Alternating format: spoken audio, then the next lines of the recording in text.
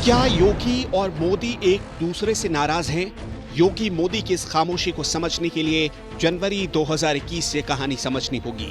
जो फोटो आप देख रहे हैं, इस फोटो के पीछे एक बहुत बड़ी कहानी है। पिछले 150 दिनों में ऐसा क्या हुआ कि योगी मोदी के बीच एक लकीर खींच गई? 7 जनवरी को पीएम मोदी और सीएम योगी की मुलाकात दिल्ली में हुई थी। ये दोनों नेताओं की आखिरी मुलाकात है। जानकार मानते हैं कि असली खटास इसी मुलाकात के बाद पड़ गई। कहानी जैसे जैसे अपने अंत की ओर बढ़ेगी, आपकी दिलचस्पी वैसे वैसे कहानी में बढ़ती चली जाएगी।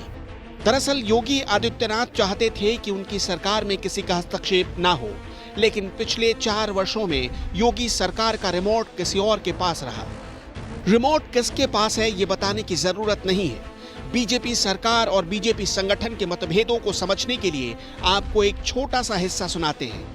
ब्रजेश पाठक योगी सरकार में मंत्री हैं, लेकिन वो योगी के कुछ नीतियों और बेलगाम नौकरशाही पर हमेशा प्रखर होकर बोलते रहे। ब्रजेश पाठक ने लखनऊ में सीएमओ और डीएम के खिलाफ 12 अप्रैल 2021 को एक चिट्ठी लिखी थी, जिसके बाद ही जिलों के विधायक और मंत्री भी लिखने लगे थे।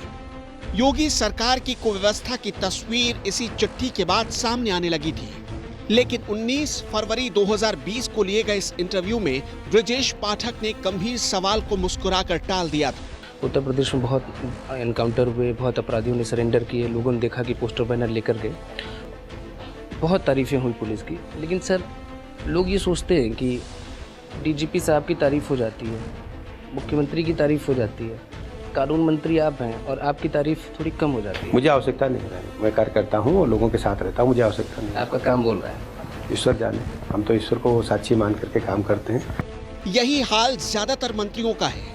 काम उनका होता है, लेकिन क्रेडिट स्कोर किसी और नेता का बढ़ता है। ब्रजेश पाठक, केशव प्रसाद मौर्य, दिनेश शर्मा, सुरेश खन्ना और श्रीकांत शर्मा जैसे नेताओं को अंदर खाने लगता है कि उनका प्रभाव योगी के सामने बेअसर हो गया है।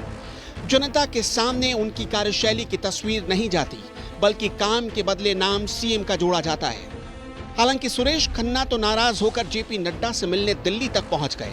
अब लौटते हैं उस तस्वीर की तरफ जिस तस्वीर का जिक्र हमने पहले ही किया था। 7 जनवरी पीएम से मिलते हैं और 14 जनवरी को पीएम मोदी के बहुत करीबी नौकरशाह और पूर्व आईएएस अरविंद शर्मा बीजेपी में शामिल हो गए। लेकिन 7 जनवरी और 14 जनवरी के बीच, यानी इन 7 दिनों में क्या हुआ? अरविंद शर्मा को पीएम ने अपना पायलट बनाकर भेजा था, लेकिन योगी ने क्या उन्हें जहाज नहीं उड़ाने दी? इस बात को समझना होगा।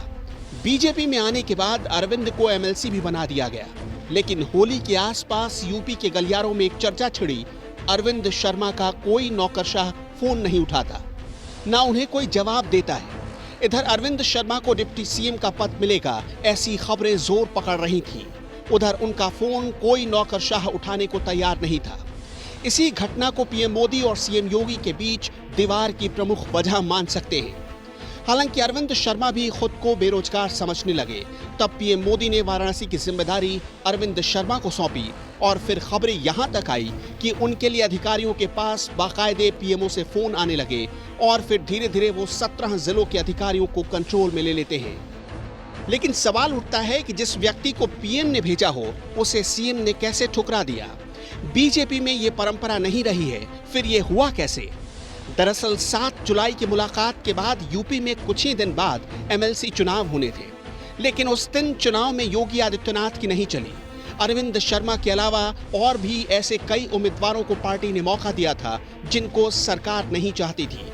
इसके बाद धीरे धीरे सरकार और संगठन में बढ़ते तकरार के बीच योगी आदित्यनाथ कोरोना मैनेज को संभाल और एक सरकार से ऐसा चेहरा था जो दिल्ली फीडबैक देता रहा।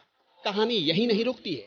योगी आदित्यनाथ उन नेताओं में हैं जो कभी किसी की नहीं सुनते, खुद की लकीर पर भरोसा करते हैं। यही कारण है कि आपको 2 बातें दिख रही होंगी। पहली बात, राधा मोहन सिंह राज्यपाल को लिफाफा देकर आते हैं, और दूसरी, किसके कहने पर टीवी पर यह खबर चली कि कैबिनेट विस्तार अभी नहीं होगा। ऐसा क्यों कहना पड़ा? या तो वो बंद लिफाफा गलत था, या फिर वो खबर जिसमें दावा किया गया कि कैबिनेट विस्तार नहीं होगा। बीते 5 महीने से पीएम और सीएम योगी की मुलाकात नहीं हुई। यहां तक कि बंगाल चुनाव के दौरान भी योगी अचानक दौरा छोड़कर यूपी आ गए थे और वो बहुत असमंजस की स्थिति में दिखाई दे रहे थे। बंगाल चुनाव में योगी के बराबर ही केशव को पार्टी ने मौका दिया। कहानी के आखिर में बस इतना ही समझिए कि योगी और मोदी में संवाद की कमी साफ झलक रही है।